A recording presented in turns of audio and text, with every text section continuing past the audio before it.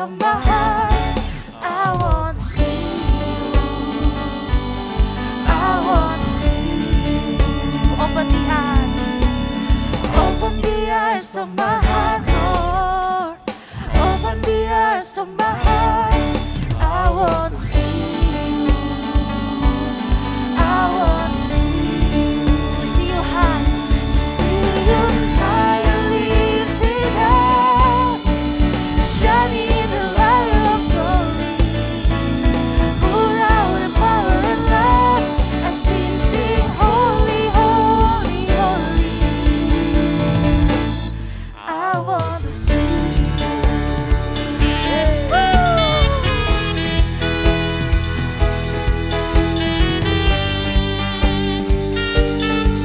Come on, we say, open the eyes. Open the eyes of my heart, Lord.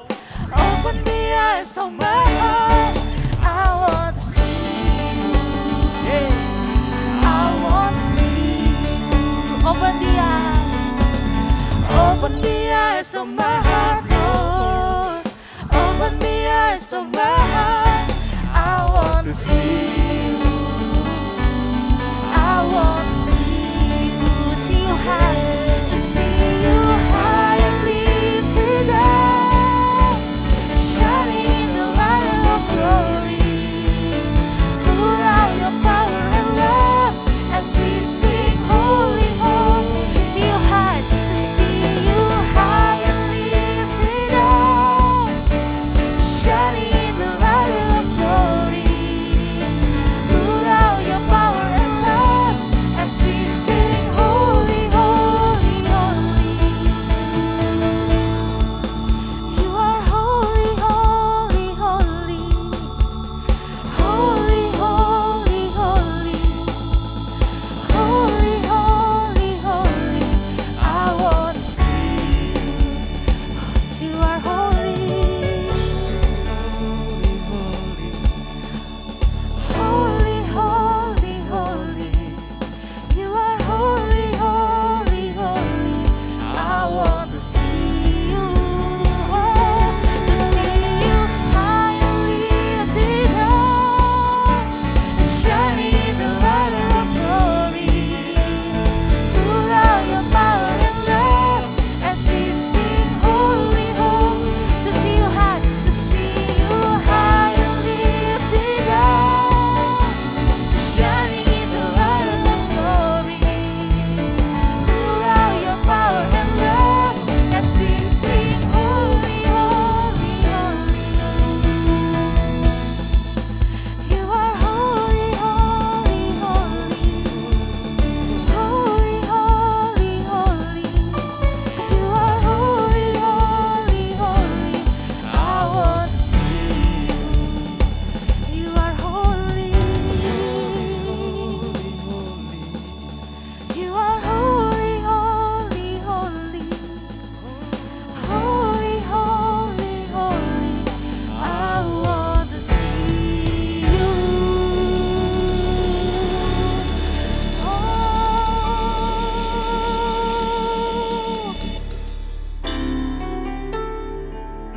Terima kasih Tuhan Yesus. Ini pujian kami Tuhan, ini penyembahan kami Bapa.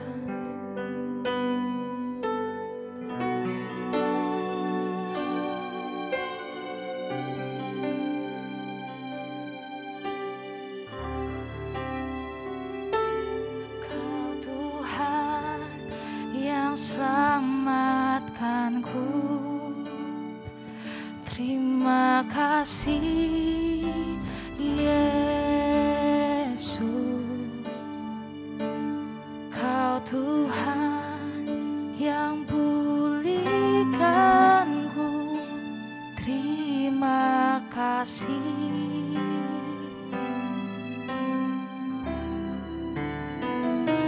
Kau Tuhan yang sembuhkanku. Terima kasih Yesus. Kau Tuhan memberkatiku.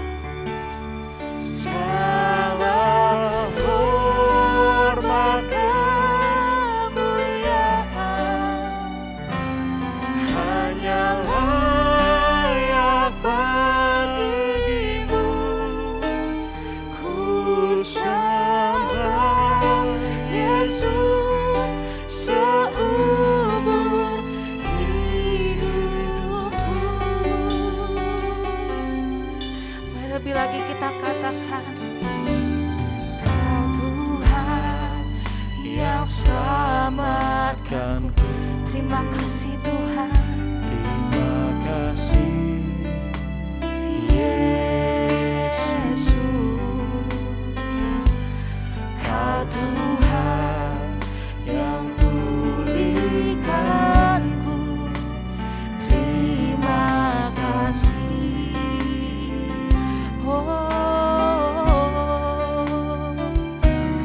Kau Tuhan yang sembuhkanku.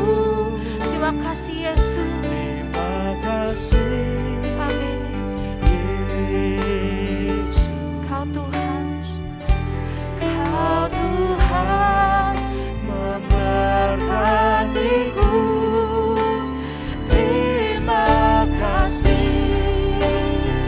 Segala pujian, segala pujian dan syukur kami tinggikan nama-Mu Hanya Tuhan. bagimu, Dengan apakah kami balas kebaikan-Mu? Dengan apakah ku balas kasih-Mu?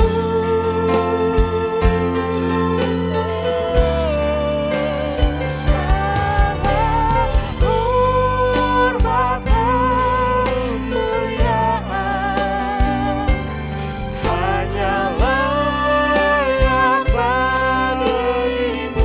Kami sembah selalu Tuhan. sembah Yesus seumur hidupku.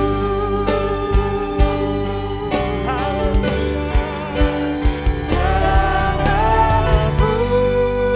pujian dan syukur hanya bagimu, Yesus. Dengan apakah ku balas kasih-Mu? Segala hormat kemuliaan hanya layak bagimu. Ku sembah Yesus seumur hidupku.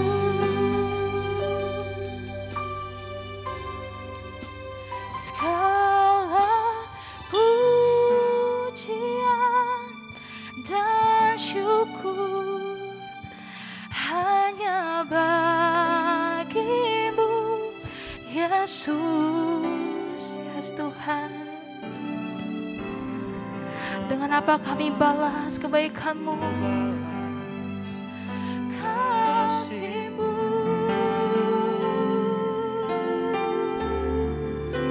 Segala hormat kemuliaan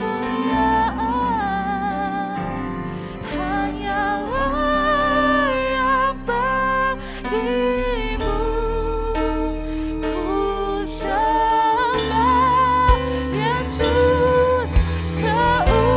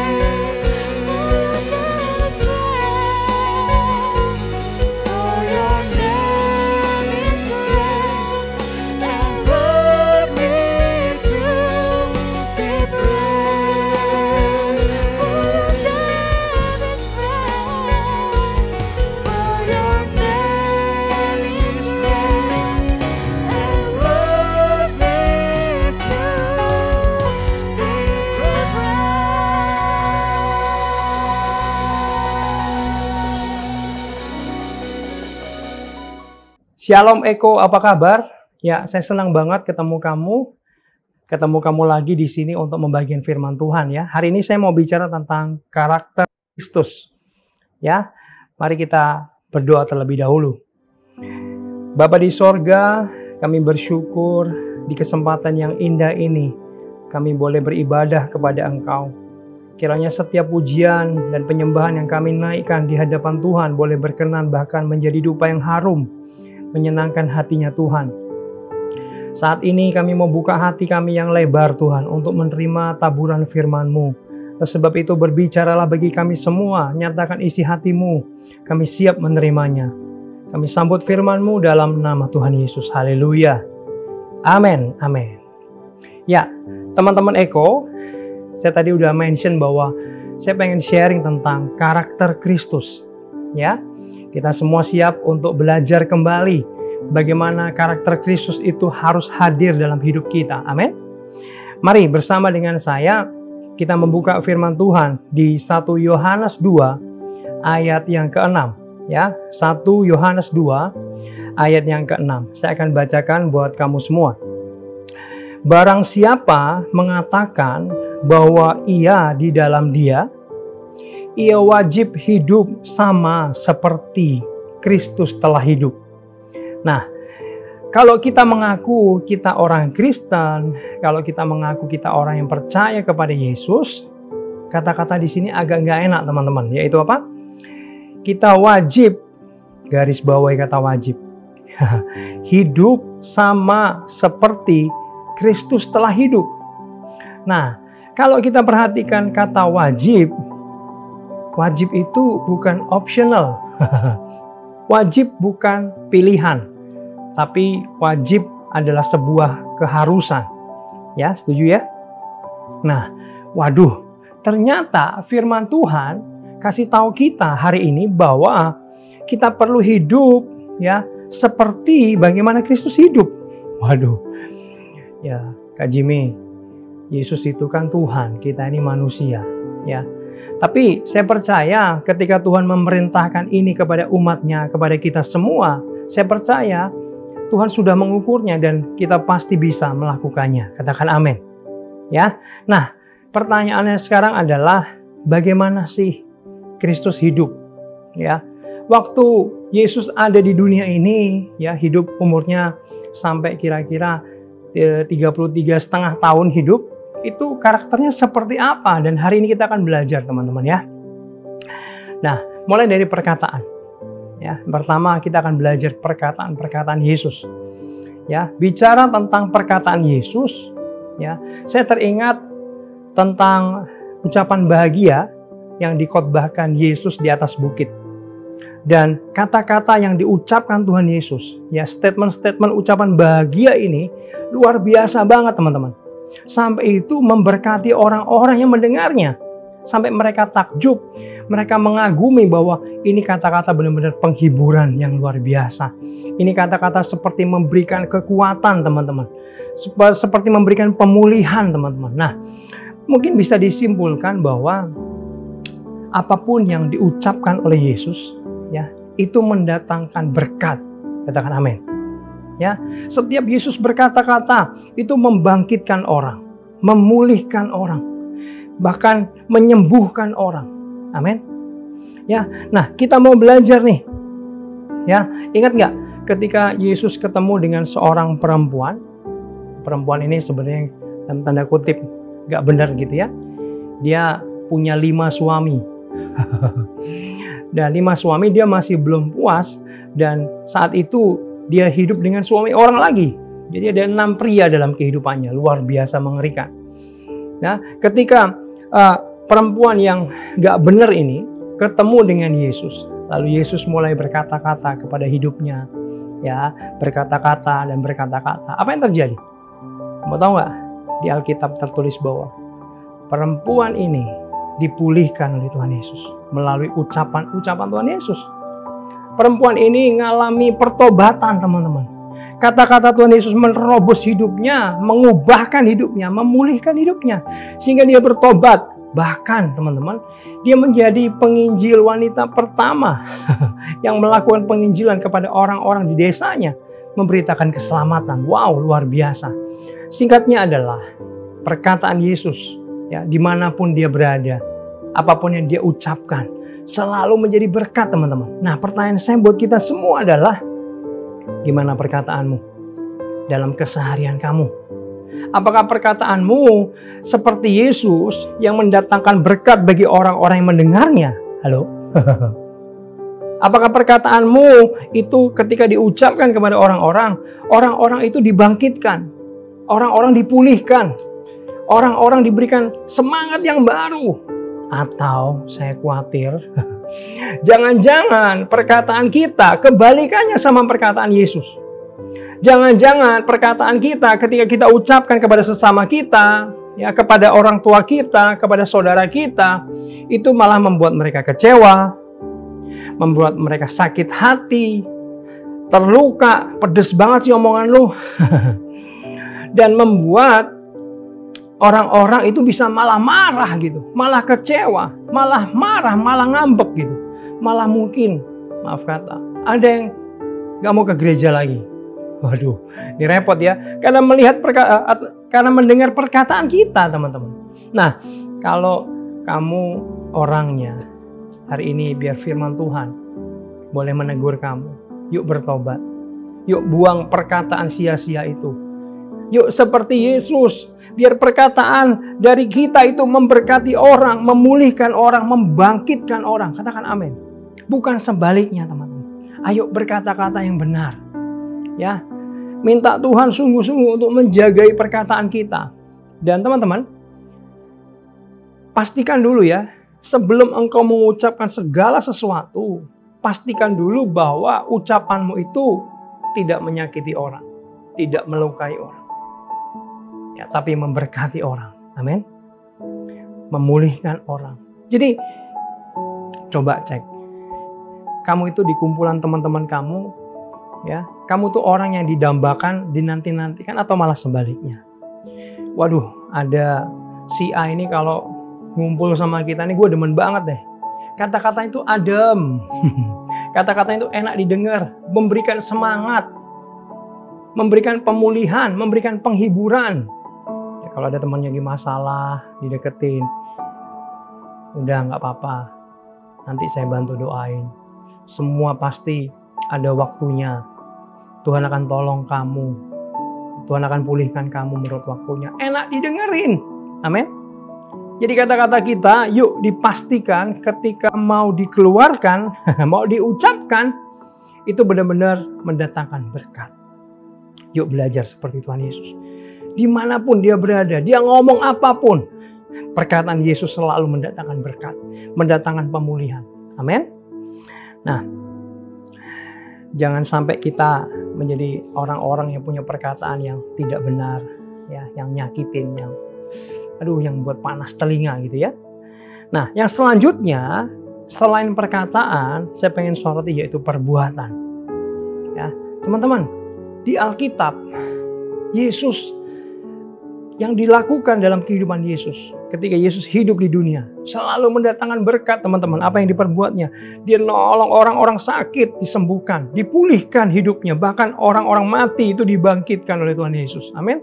Ya, lalu Yesus ketika datang di perjamuan perkawinan orang menikah, anggurnya habis. Tuhan Yesus langsung bergerak menolong, mengubah air menjadi anggur. Artinya apa? Yesus melakukan sesuatu untuk menolong orang-orang yang sedang kesulitan. Ya, lalu ingat nggak bahwa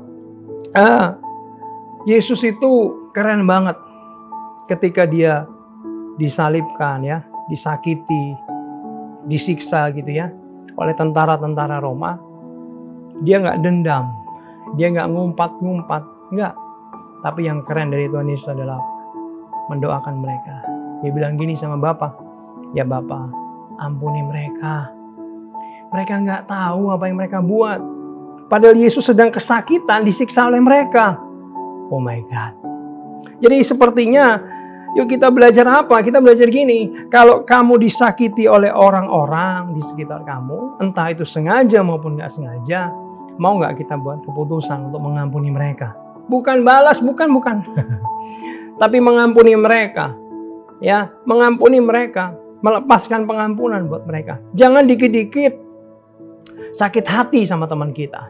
Ya, jangan dikit-dikit ngambek, jangan dikit-dikit marah, tersinggung, pengen balas, ada dendam, ada kepahitan, ada kebencian.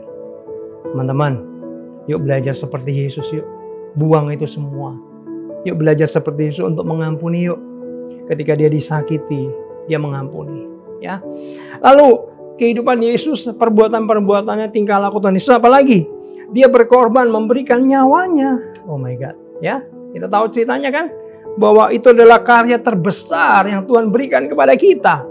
Ya, dia berikan nyawanya. Bukan hanya duitnya. Tapi darahnya, nyawanya untuk kita yang sebenarnya nggak layak ini loh. Ya, yang nggak layak ini. Nah, teman-teman, ayo belajar dalam kehidupan kita sehari-hari. Kita punya karakter seperti Yesus yang suka nolong orang, yang suka berbuat baik. Ya, kira-kira nih saya kalau boleh tanya sama kamu itu sudah mirip Yesus atau masih jauh mirip Yesus? Jawab jujur dalam hati kamu. Ya, kira-kira dalam hidupmu ini loh, kamu sudah mirip Yesus atau masih jauh daripada mirip Yesus? Yuk, renungkan baik-baik. Karena perintahnya adalah wajib kita seperti Yesus. Ya. Nah, ada satu cerita seorang anak kecil, dia itu jualan jeruk. Dia jualannya itu di stasiun kereta api gitu ya, di pagi hari. Dalam keranjang jeruk-jeruknya ditawarkan ke orang-orang yang sedang menunggu kereta api. Nah, suatu kali ketika kereta api datang, ya, orang-orang itu berhamburan langsung masuk buru-buru. Mereka nggak mau ketinggalan ya dalam urusan pekerjaan mereka atau mau pergi ke tempat yang mereka tuju. Naik kereta berdesak-desakan buru-buru. Ada satu orang yang penumpang tidak sengaja menyenggol keranjang buah jeruk daripada anak kecil ini. Sehingga teman-teman, buah jeruknya itu berserakan kemana-mana. Waduh. Dan yang cukup memilukan adalah tidak ada satu orang pun yang peduli. Karena mereka sepertinya sibuk dengan keberangkatan mereka. Mereka nggak mau telat, mereka nggak mau ditinggal oleh kereta api. Lalu anak kecil ini nangis. Dia nangis karena dia khawatir jeruknya itu, hilang semua kemana-mana, mungkin keinjak dan lain sebagainya. Tapi tiba-tiba ada satu bapak yang bergegas ngambilin semua jeruk-jeruk yang tercecer itu dan ngumpulkan di keranjang anak kecil ini. Lalu semua terkumpul, bapak ini dengan lembut berkata, "Anakku, sudah nggak usah nangis lagi. Nggak ada yang hilang satupun. Saya udah temukan semua dan saya kembalikan ke keranjang kamu." Anak ini ditatap dengan kasih. Lalu yang membuat bapak ini kaget, anak ini tiba-tiba ngomong gini sama bapak ini, "Bapak, bolehkah saya bertanya?" "Oh, boleh. Ada apa? Tanya apa, anakku?" Lalu anak ini berkata, "Apakah Bapak Yesus?" Bapak ini kaget. Lalu dia bilang, "Bukan. Tapi kenapa kamu bertanya seperti itu? Kenapa bertanya saya adalah Yesus?" "Jadi gini, saya bukan orang Kristen, Pak," kata anak kecil itu. "Saya tapi pernah diajak oleh teman saya ke gereja. Dan guru sekolah minggunya bilang gini, suatu hari nanti anak-anak sekolah minggu, kalau kamu nggak ada yang peduli sama kamu, kalau kamu tidak ada yang nolongin kamu, ada satu pribadi yang siap menolong kamu, yaitu Yesus," katanya. Ketika saya kehilangan jeruk-jeruk yang berhamburan dan Bapak menolong, tiba-tiba saya teringat ini, Pak. Teringat guru sekolah minggu bahwa yang menolong adalah Yesus. Makanya saya tanya, apakah Bapak adalah Yesus? Bapak ini bilang, "Bukan, Nak. Saya bukan Yesus. Tapi saya pengikut Yesus." Wow, haleluya. Nah, teman-teman, kita belajar apa? Kita belajar gini. Sudah mirip belum sih hidup kita dengan hidupnya Yesus? Kira-kira apa yang kita pantulkan dalam hidup kita kepada orang-orang di sekitar kita dalam keseharian kita? Saya nggak terlalu tertarik apa yang kita pantulkan di dalam gedung gereja di hari Minggu ketika kita ibadah di gereja, bukan. Karena seringkali gini, saya punya temen nih, kalau Minggu ibadah, angkat tangan, rohani banget, bahasa rohnya kenceng. Tapi guys, dengar baik, hari Sabtunya dia suka dugem sama teman-temannya. Hari Sabtunya sebelum hari Minggu ya, hari Sabtu juga hari-hari yang lain, hidupnya sama dengan orang dunia. Berbuat dosa ya berbuat dosa, sama aja. Cuman ketika hari Minggu ibadah di gereja, dia terlihat seperti rohani. Teman-teman gini, kalau bicara karakter itu juga bicara tentang integritas. Integritas itu apa? Integritas adalah sama apa yang ditampilkan dengan apa yang disembunyikan. Sama antara yang di dalam dan yang di luar. Amin. Sama antara yang di depan dan yang di belakang. Jangan sampai kita didapati Tuhan jadi orang-orang munafik dalam kehidupan kita. Yuk, saya mengajak kita menghidupi karakter Kristus dalam hidup kita, dalam keseharian kita. Ya, ayo pantulkan karakter Kristus dalam hidup kita. Perkataan kita, perbuatan kita, ya, mencerminkan Kristus. Ya, apalagi kepada orang-orang yang belum percaya. Nah, teman-teman, ini ada satu kisah menarik tentang karakter Kristus yang keren banget. Saya percaya ini bisa memberkati kita semua. Ya, ada dua anak gadis remaja yang mereka umur SMA gitu. Mereka bersahabat. Mereka orang Kristen sih, cuman anak Kristen yang KTP gitu. KTP-nya aja Kristen, cuman mereka hidupnya sama seperti orang dunia lainnya. Apa? Jadi mereka kalau nyontek ya nyontek di sekolah ya. Kalau kata-kata kotor ya tetap kata-kata kotor seperti teman-teman yang lain yang tidak mengenal Tuhan. Berani sama guru, ngelawan orang tua. Sama. Ya, tapi suatu hari anak remaja ini ikut ibadah youth seperti Eko gini lah. Lalu pendetanya di akhir khotbah menantang, berani nggak kita hidup seperti Kristus dalam waktu 1 bulan saja? Ini tantangan, siapa yang mau ikut? Lalu pendeta ini mendoakan, dan yang aneh salah satu dari sahabat remaja yang bersahabat ini itu mereka berjanji sama Tuhan. Dia karena sendiri. Dia berjanji sama Tuhan, dia angkat tangan, saya mau berjanji 1 bulan ke depan saya mau hidup seperti Kristus. Waduh, keren banget ya. Lalu dia ketika masuk sekolah Seninnya, dia ngajak sahabatnya. Bat. Nggak tahu lah namanya siapa, nggak ditulis di cerita itu. Gimana kalau saya mau ngajak kamu nih, karena saya sudah komitmen 1 bulan ke depan selama 30 hari penuh kita hidup seperti Kristus. Mau nggak? Lu ada aja lu katanya. Mau nggak? Ya udah mau deh. Lu jangan mau-mau doang, tapi beneran ya. Nggak boleh mundur 1 minggu, 2 minggu, 3 minggu capek, nggak boleh. Komitmen, salaman kita. Oke, deal. Komit 3 bulan. Mereka seperti deklarasi gitu ya. Dan mereka mulai hari itu mereka mencoba hidup, memaksa dirinya. Mereka berdua ini seperti Kristus dan saling ingetin. Gak boleh kayak gitu, gak boleh seperti biasanya, gak boleh kayak gini. Dan mereka, teman-teman, biasanya yang nyontek makanan sehari-hari, mereka berdua gak nyontek, teman-teman. Mereka benar-benar hidup seperti Kristus. Mereka mikir gini, kalau Kristus hidup seperti saya ketika ujian nyontek, enggak ya, jadi dia gak boleh nyontek, gak mau nyontek. Dan yang terjadi alhasil apa? Nilainya jelek semua. Biasanya nyontek dapat nilai dengan mudah gitu ya.